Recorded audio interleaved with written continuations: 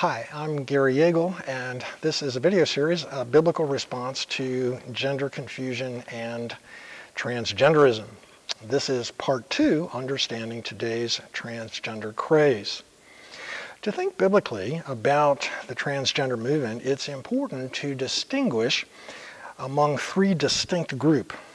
There's those who experienced gender dysphoria as children. There are teen girls who never experienced that as children, but experienced it as what we call rapid onset gender dysphoria in adolescence. And then there are those who are the radical gender theory ideologues, the activists. It's important to keep those groups separate. Let's do a quick overview of those groups, and then we'll come back and focus mostly on rapid onset gender dysphoria, which has exploded. First, those who experience traditional gender identity disorder. This begins in early childhood with aged 2 through 4 boys saying, "No, mommy, I'm not a boy, I'm a girl." It afflicts 1 to 2 in 10,000 children. And again, it's overwhelmingly males who were insistent, consistent, and persistent that they were in the wrong body.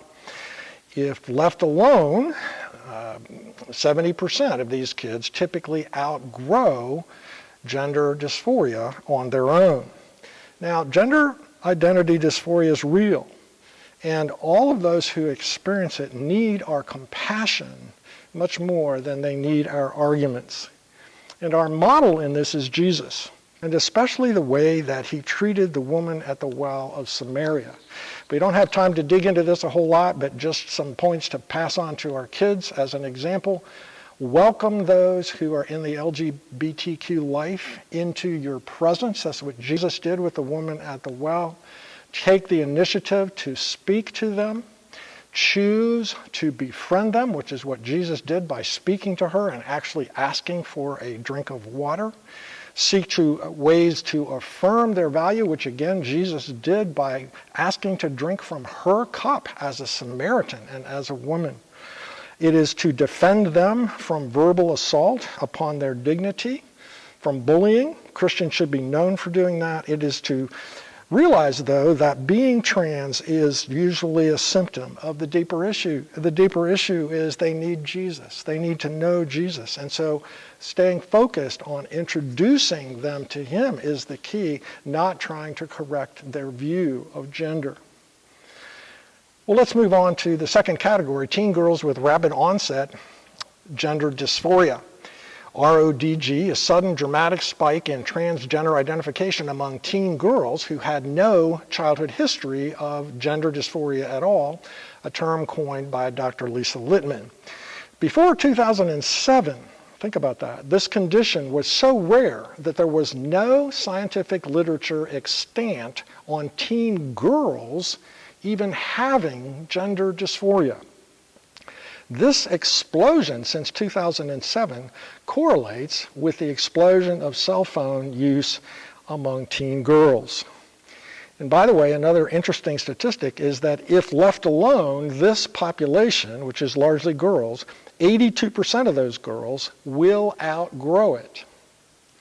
Let's look at Dr. Lisa Littman's research.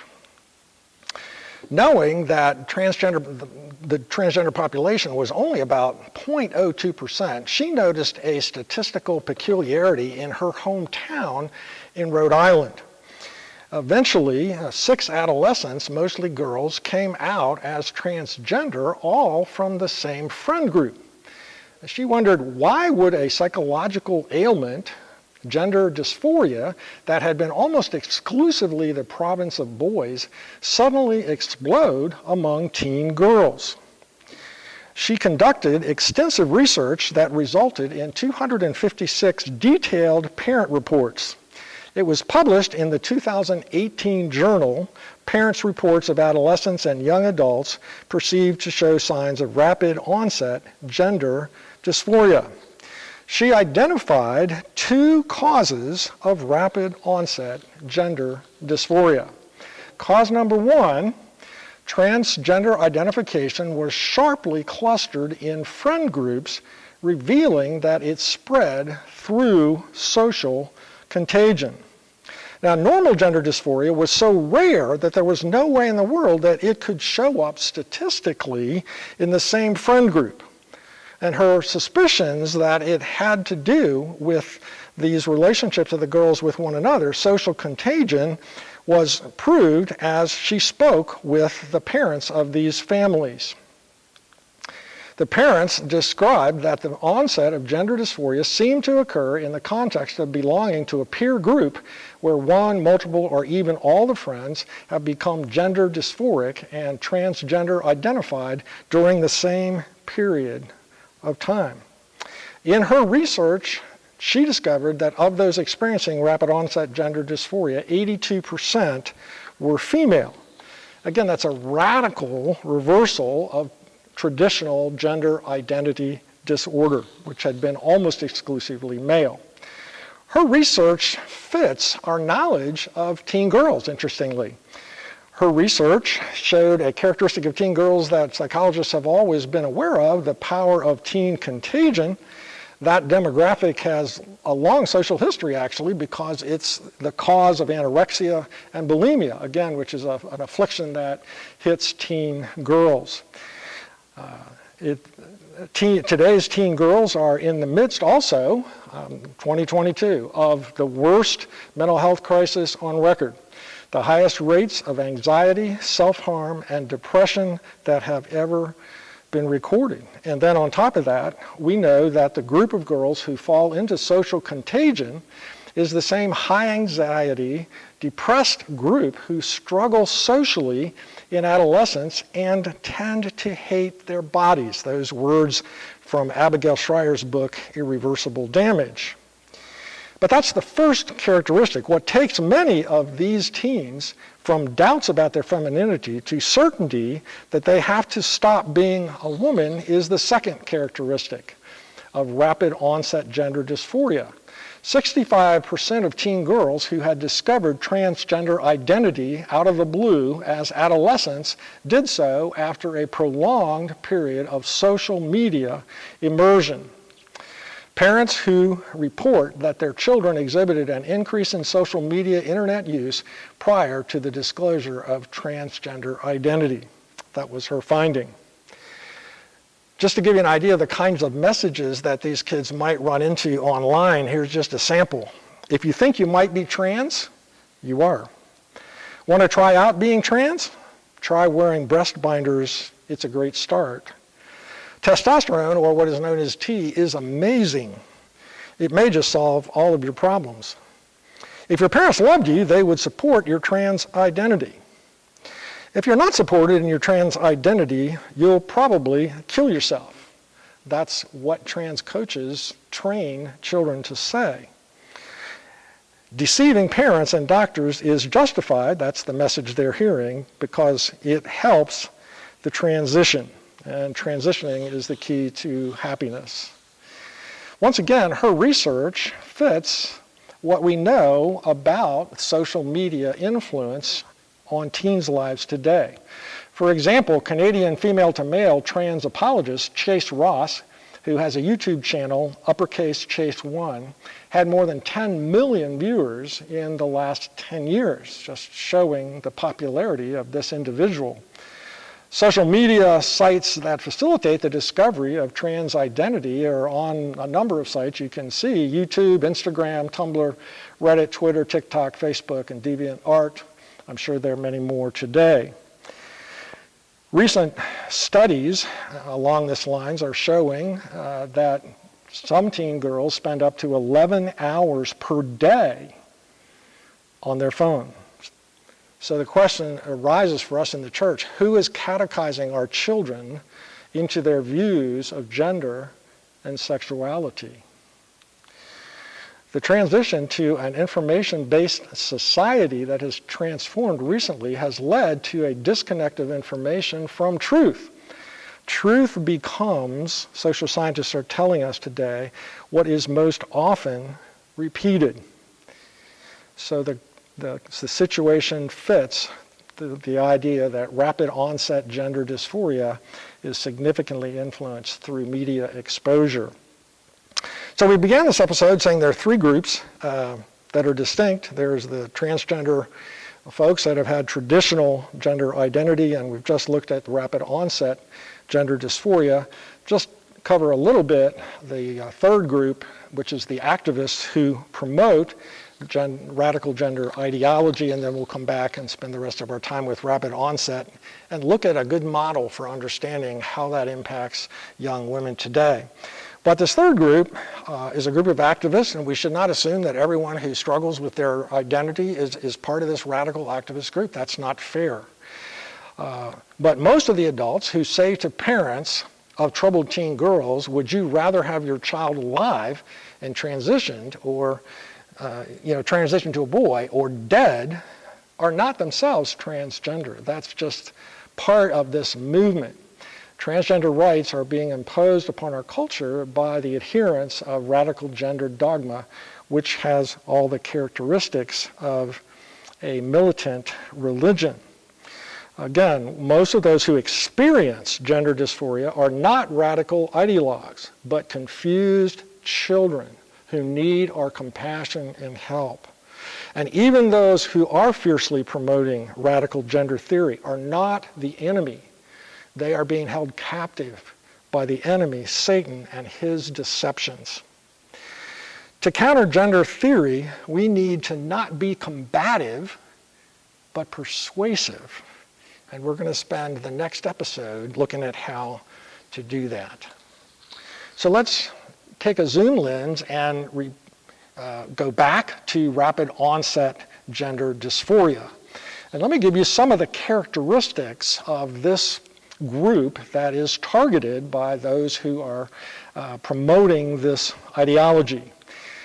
First of all, they are pubescent. The population is young teen and preteen girls who are probably the most susceptible group in the whole world to social pressure.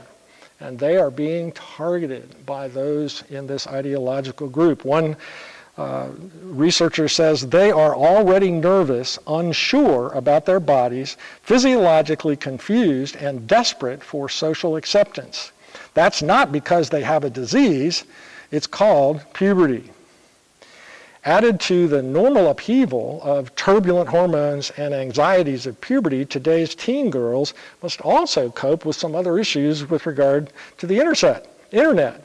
The social media that allows other people to pretend that their lives are perfect on the one hand and then viciously attack others in very personal terms on the other hand. It's a brutal world out there for our teen girls. And especially those going through puberty. And then this subset, this category of girls that is being targeted to be captivated by this ideology are those who already have high morbidities. And what that means is emotional and mental issues. Again, a specialist that has studied this, Miriam Grossman, observes nearly 2/3, 62.5% of those with rapid onset gender dysphoria were diagnosed with some sort of mental health or neurodevelopmental disability disorder before they transitioned. So almost 2/3. The kids who have gender dysphoria are most likely the ones with serious morbidities. They have anxiety before all the gender issues come up. They're neuroatypical, a lot of them. They might have depression, family issues. Amidst this confusion and difficulty, gender ideology gives them a place and an answer. The third characteristic of those that are targeted is that they don't fit in. Again, Dr. Grossman continues, they don't fit in with their peers. They've been bullied. They don't know where they belong. Then they discover a new world on YouTube or Reddit or Discord or at school. And they discover, hey, there's this group of people and they also don't fit in. They're different. They feel different. They don't know where they quite fit in. They're not sure who they are. They're also anxious. They're also socially awkward. Gee, that's where I fit in. And there's no greater powerful feeling, especially for an adolescent, than to find a peer group where she fits in. The fourth characteristic of this group is that very often they are fleeing womanhood much more than pursuing a destiny, wanting to become like men. For example, trans girls don't usually start lifting weights, and they may get tattoos, but if they do, they're usually feminine ones with butterflies or flowers. Then fifth, they may fear that their body is becoming sexualized. This was the story of Grace, as we mentioned in the opening illustration. And so this whole experience, this whole population of becoming sexual is happening because this is a group that are entering puberty and are uncomfortable with their developing bodies. Grace, the girl in the opening story, again said these words, "I believe strongly in modesty. I began to associate womanhood with being sexualized. I wasn't even really thinking male versus female, but non-sexual versus sexual." And then the sixth observation is that they may be confused because they were aroused by lesbian porn. Again, this whole sexual thing is new. There's so much pornography out there. Sexting is going on. Nakedness is everywhere. And girls get confused. They find some of this stuff sexually stimulating. They don't even know what those feelings are. And it contributes to them wondering if they fit their stereotype of being female. And then seventh, they don't fit their or their parents' stereotype of femininity.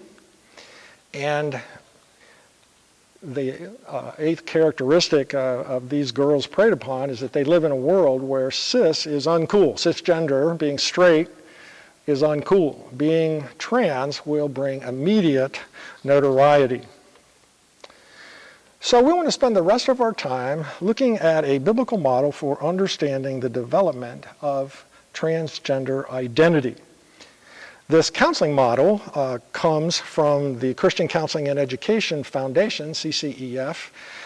It's applied specifically to the transgender world by Harvest USA in a book soon to be published entitled Shattered Dreams, New Hope, First Aid for Parents Whose Son or Daughter Has Embraced an LGBTQ+ Identity. So let's dig into a biblical model then for understanding the development of transgender identity. And first, an understanding of the overall model. And it is so important to see beneath the outward fruit of coming out and identifying as transgender. So this is a very useful model, and let's just identify the parts.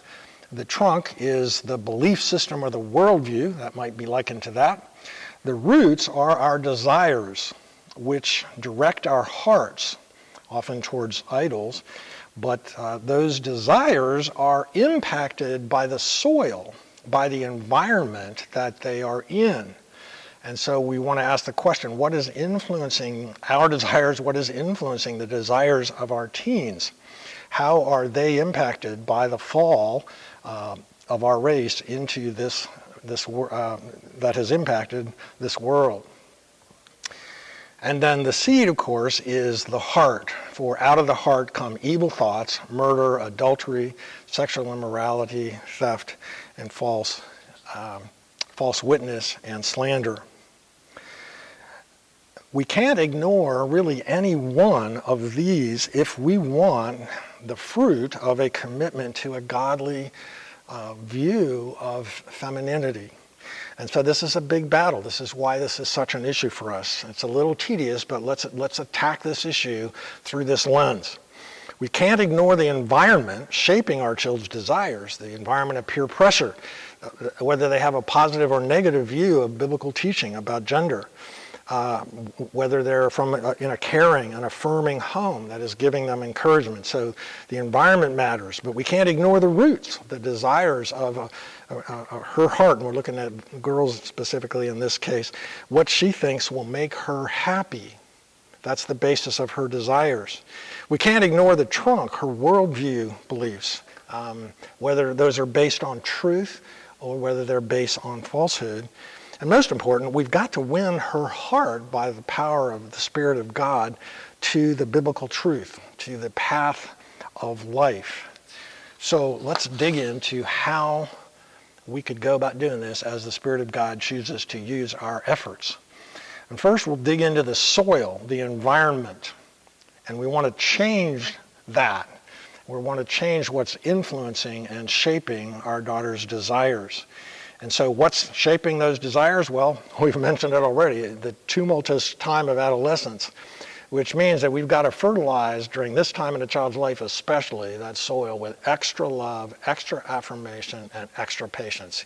We all remember what it was like for us. Maybe we've tried to forget going through this difficult time. So it begins knowing that this is the time in a child's life when most likely she is being attacked with this false worldview.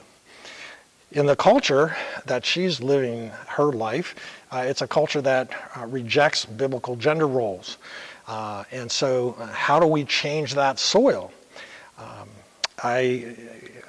From childhood, teach them to celebrate and embrace God's perfect biblical gender design of them. Reinforce that God made you to be a little girl. God has a special plan for you. And affirm her femininity, or with a son, his masculinity. From the very beginning, just kind of preempt that. And then in terms of the environment, shaping, and this is jumping ahead to older kids, but we need to realize that our desires are shaped by the soil. And so that environment, internet exposure, as we just saw, is a big, big issue. And so we need to be an internet snoop with our kids. We need to require online accountability.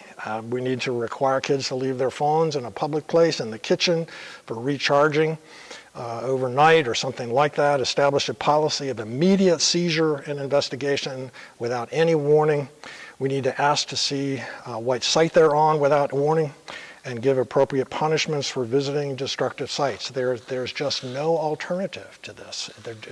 When you look at the history of those who have succeeded at helping their kids, they stop this peer influence coming at them from the internet. As wonderful as the internet is in this particular case, it just has to be interfered with. Of course, the soil for a teen is peer pressure, of course.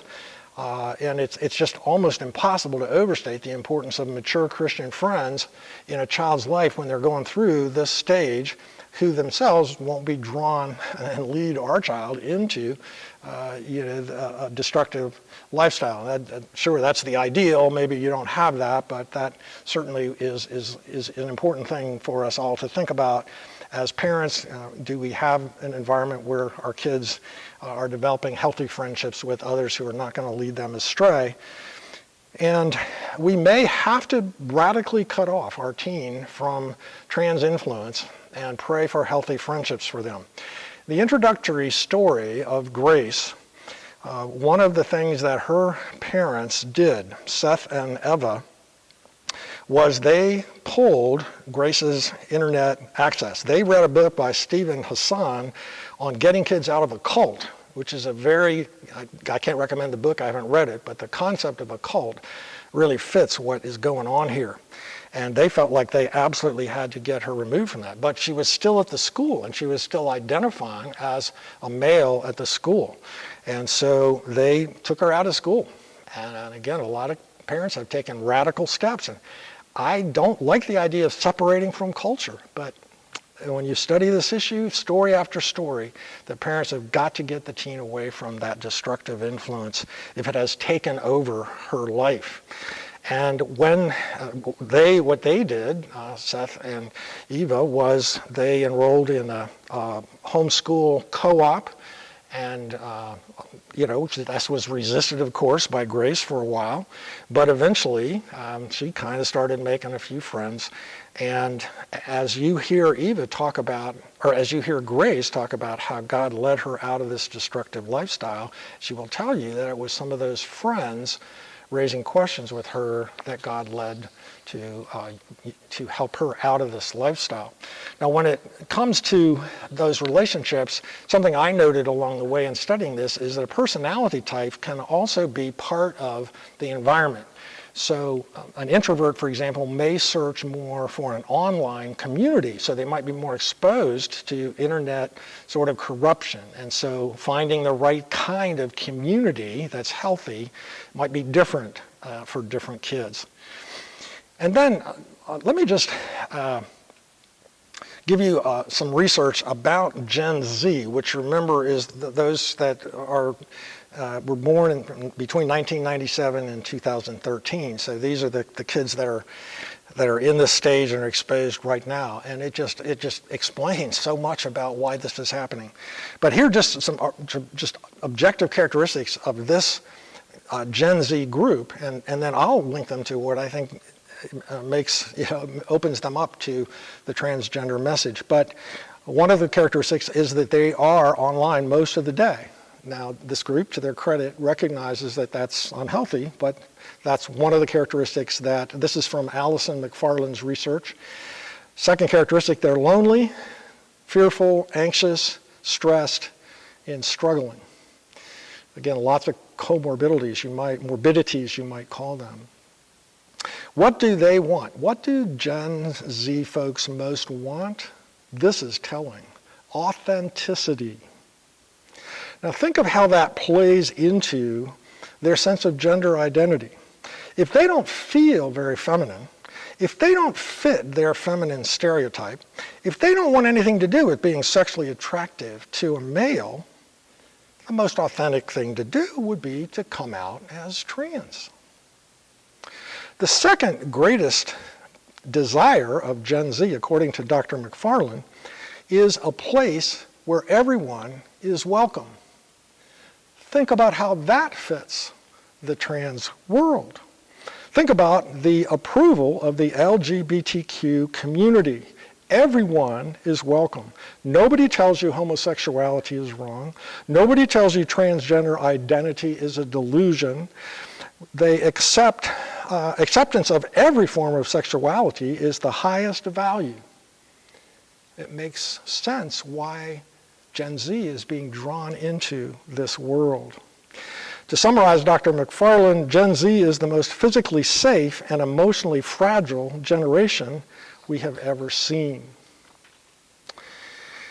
So that's the soil. Well, let's look just briefly at the trunk, which is the belief system that we want to encourage in our children. And of course, the scriptures recognize the importance of this, this trunk, this part of the process of producing fruit, which is truth and the renewal of our mind. Again, both Romans 12:1, but also 2 Corinthians 4. The weapons of our warfare are divine. They have divine power. Destroy arguments and every opinion raised against the knowledge of God, and take every thought captive to obey Christ. As a church in general, we need to be combating the evil of gender theory at multiple levels. I want to talk in the third video about how to do that. But in this section, we want to focus on two specific lies that teen girls are prone to believing, just to identify those and deal with those specifically. And we'll address the refuting persuasively and winsomely the gender theory ideology in the next video. But lie number one is that I need the acceptance of others to be happy. So let's see how maybe a conversation like this might go. So I'm the parent, I'm talking to my child. Do you know what Jesus said is one of the leading causes of misery in the world? No, what? Well, let me read it to you. Luke 6:26. How miserable for you when everybody says nice things about you. Jesus really said that? Yeah. Let me ask you another question. Why do you think Jesus would say, no one is more miserable than a person who tries to please everyone? I don't know. Well, think about it. If your highest goal is to be liked by everyone, wouldn't you feel jerked around by so many people wanting different things? I guess. Do you think that might be why Jesus said no one can serve two masters? I guess so. What do you think it would feel like if Jesus said to you, I have a special mission for you, and every part of you is perfectly designed for your mission? Is that really true? It is.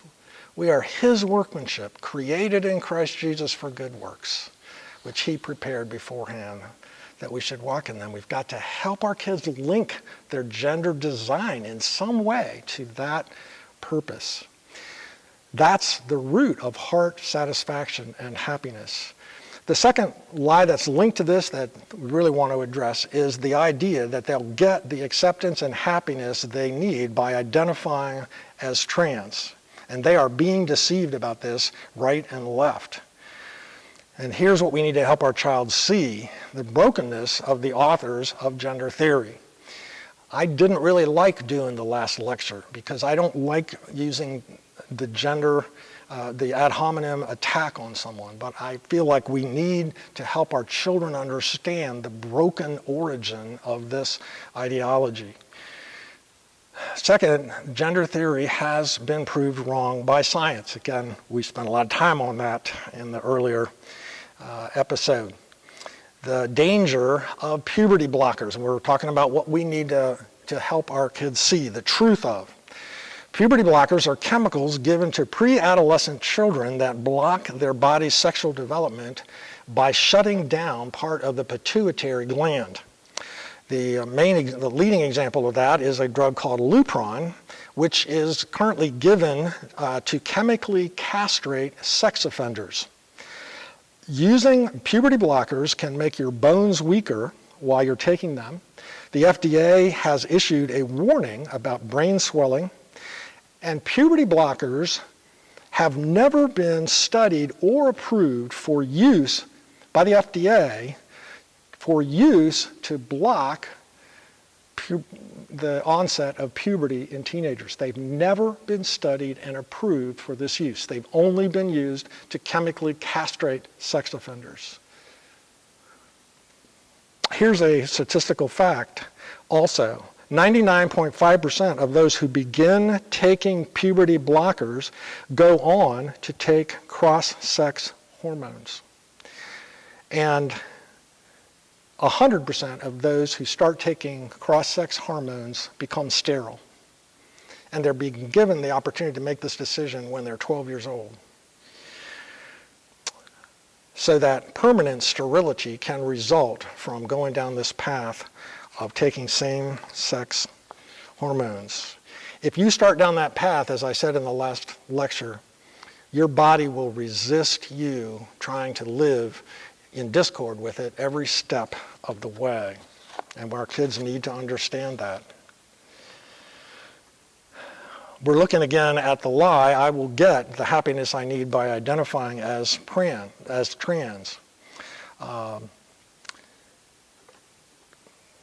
The fifth step that we need to take as parents is to expose our kids to the numerous detransition stories out there about those who went down this path of trying to change their genders medically and now regret it. For example, a woman, she started out as a woman, Scott Nugent, who writes, before my transition, I was known to the world as Kelly King, a dynamic, powerful business sales executive, consistently leading the sales charts while acquiring countless honors, awards, and accolades.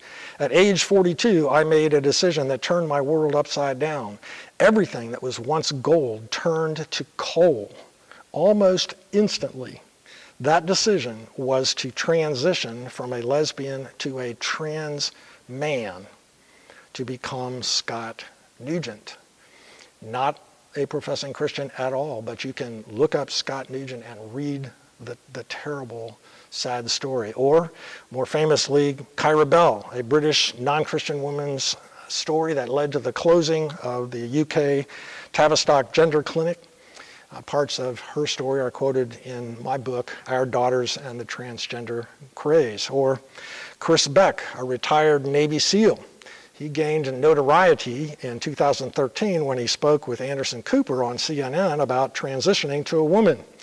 Now he is saying, quote unquote, I destroyed my life. I'm not a victim. I did this to myself, but I did have help. And then the final response to this lie is that teen girls who reject their body go from a suicide ideation of 10%. Ideation is thinking about suicide. Those who join this group go from a 10% suicide ideation to 45%, which demonstrates that this step does not lead to happiness. So we've looked at the necessity of countering two lies a teen girl believes in order to be drawn into the trans world. I need the acceptance of others to be happy, and I will get this acceptance and happiness by identifying as trans. But here's the problem. She will fight these truths. She will resist the logic and the reasoning if she's already come out as trans and this process is meeting the root desires of her heart. If her desires are met, she will fight you because those desires unconsciously will lead her to do that. So we're going to look just briefly at those desires and then we'll be finished for today. But 4 desires that we can look at and study to see how they are being met and need to be met. Today, the first desire is for attention. Today, assuming an alternate identity is cool. It's admirable. She'll get instant attention at school and online with her friends. And the population of teens who are attracted to trans identity is not exactly the cheerleaders and the star quarterbacks. It's kids that have gone through a lot of rejection. So her heart can be drawn instantly to the acceptance. What about the desire for belonging? For a child who feels she does not fit in, as we've seen, coming out as trans will instantly place the child in a supportive, close-knit online community with mentors taking an interest in her. That's intoxicating. And in many public schools provide a further place to belong in the LGBTQ+ club. At the same time, her insecurities about herself may be causing her to withdraw from past friends, like friends from her youth group. And then another observation along this line is Kyra Bell pointed out that when she was 10 and 11 and 12, her best friends were boys because she was a tomboy. And so she was losing those boys because her body's changing and so on and so forth. So that desire for belonging is so powerful. And then there is the fear of the unknown.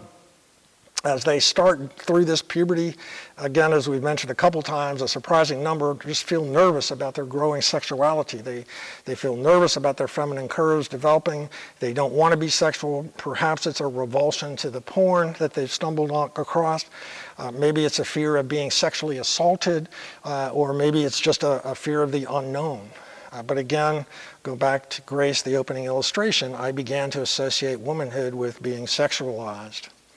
And then there's the desire for acceptance or unconditional love. These are all similar, of course, but this desire is the reason that those that are in this movement are adamant about you accepting her change of name and pronouns. The trans community majors in acceptance of you as you are. So in her heart, she knows that her choice is disobedience to God. So she's feeling pushed away from God. Her conscience is telling her that. So she's already going to be looking for acceptance somewhere in the wrong places.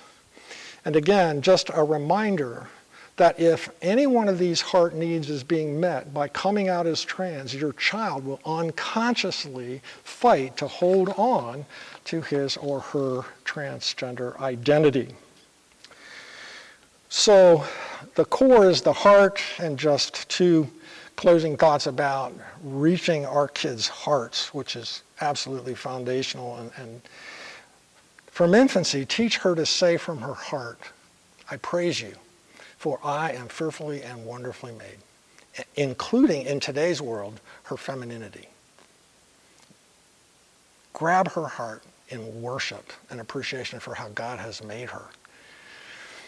Open her heart toward your influence by continuing to pursue her in love. Pursuing a child and deepening your relationship with her is more important than ever, even if she tries to shut you out. In whatever interactions are left for you with your child, you want to model what God is like, how he loves, he forgives, he delights in us, he patiently calls us. And a part of this process is opening our hearts by loving her trans associates well. We need to resist the lie that by extending love to her and her friends, we are approving her lifestyle. That would have been said about Jesus. You must offer the gift of relationship without requiring that your child first repent and turn from their newfound identity. You must enter fully into your child's life to love her well. And then prayer. And there are some great stories of how God has answered prayer. Let's return to the story of Grace and the opening story in the first video. Many of the principles that we've just looked at were followed by Grace's parents. And this story can be found on the website for the Gospel Coalition. The article is The Transformation of a Transgender Teen, July 6th, 2022, which recounts the story of God working.